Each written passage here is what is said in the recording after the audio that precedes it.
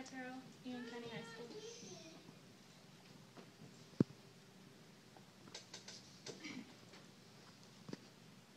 Blood donation. It doesn't exactly sound like something you would do for fun. I am here to inform you about the benefits of donating blood. It might not sound like something you would be interested in, or maybe for some of you the thought of a needle in your arm makes your stomach turn. But what most people don't know is that donating blood just once can save 3 precious lives. I believe blood donation is a very important thing to do, because who knows when a member of your family, friends, or even you may have to rely on the blood donated by someone else to save your life. Ever since I was 14 years old, I've always wanted to donate blood. The main reason I wanted to was because both of my parents did, and it just seemed really cool to get to save 3 people's lives. But when I first asked my parents if I could, I was only 14, and you have to be 16. So I waited, and waited. When I finally turned 16, I asked my mom to make an appointment so I could donate.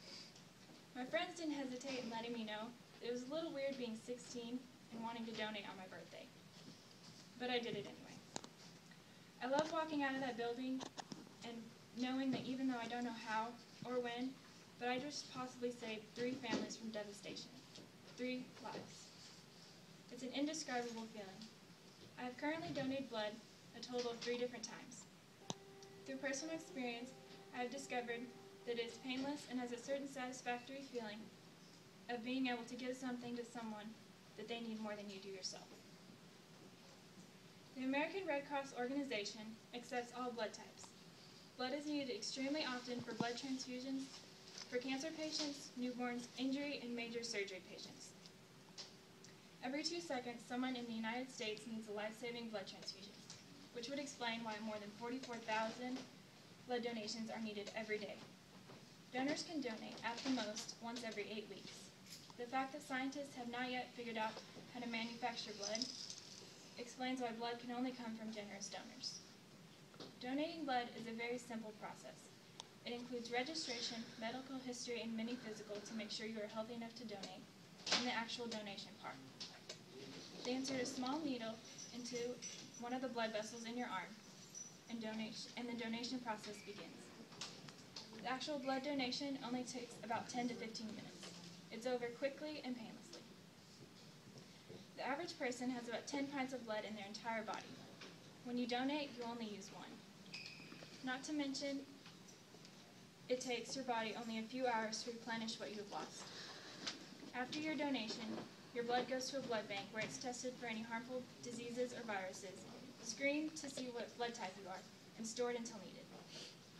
I spoke to several different people about why they did or didn't donate blood, and I received some very interesting answers. For example, I asked a man who was waiting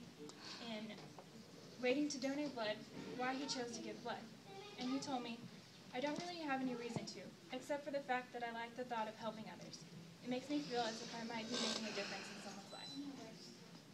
I also asked a fellow classmate why she seemed to strongly disagree with the idea of giving blood, and she told me that she was scared of needles and blood.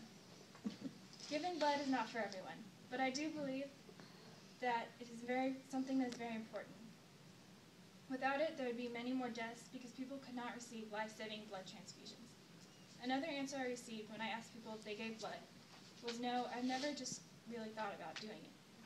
This seemed to be a common answer, and if people were more informed, I think it would be less common. In conclusion, I hope to have supplied you with a general understanding of the importance of donating blood. Though it is not something that is talked about on the news often or advertised greatly, the significance of it is extreme. It might not seem as important as I'm making it sound, but what if you were the one that needed a life-saving blood transfusion immediately? It would be pretty important, wouldn't it?